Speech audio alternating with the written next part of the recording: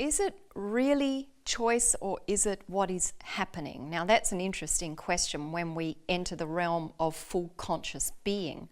On the one hand, there's what appears as choice, free will. On the other hand, there's simply the nature of existence in all its forms. And that's why I pointed to earlier the fact that irrespective of whatever state of harmony we can be in, fully consciously or not, this is an organic system. So as an organic system, it does involve microbes, pathogens, viruses, bacteria, etc., etc. There's a process, an organic process by which things come into form and move out of form. And we're talking in its temporary momentum, that everything is recycling itself.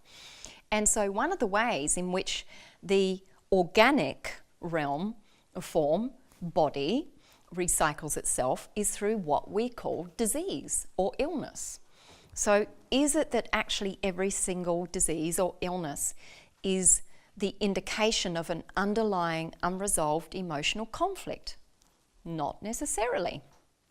So to come back to that point then, if we have the most awake person in the world, is it possible that they might choose to end their life with illness? Well, it might be possible that it happens and that they are consciously participating in that unfolding of the body in its organic fashion. And in that regard, then, there is simply a response. So it's not even necessarily a choice, but a being with existence as it is being, fully, freely, without resistance, without objection, just fully being with the natural accord of life.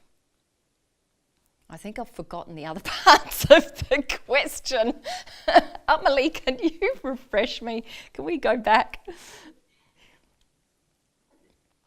Well, you've kind of answered. The second part is, are there some aspects of disease that are outside of choice? And Okay. Are there different types of diseases, some of which have more of an emotional component and some of which have more of a random chance component? Right. Because of the chaotic nature of the world. Yeah, thank you. So certainly, if we look at the human condition, yes, there are some diseases or illnesses that are clearly the product of unresolved emotions.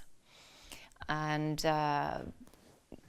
that's just part of the accumulated energy I was speaking about before. If those energies are not resolved and brought into the conscious realm, then they actually store and collect in the cellular body to the point that whatever was buried in the unconscious realm comes to the surface. So when we see an illness coming to the surface and an individual is in an emotionally conflicted state, then that is actually the moment that you see whatever was buried in the psyche, unresolved emotions, is now at the surface.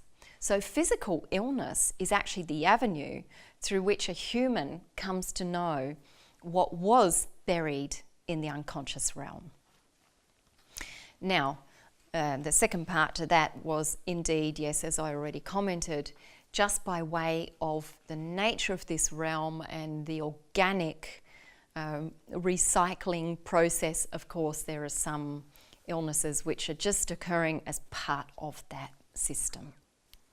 And I say that more so than just because of some kind of random event, because of the chaos.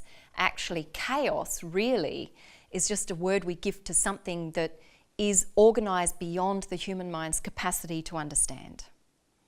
So it's not random or chaotic at all. It's part of a far greater, much more complex design.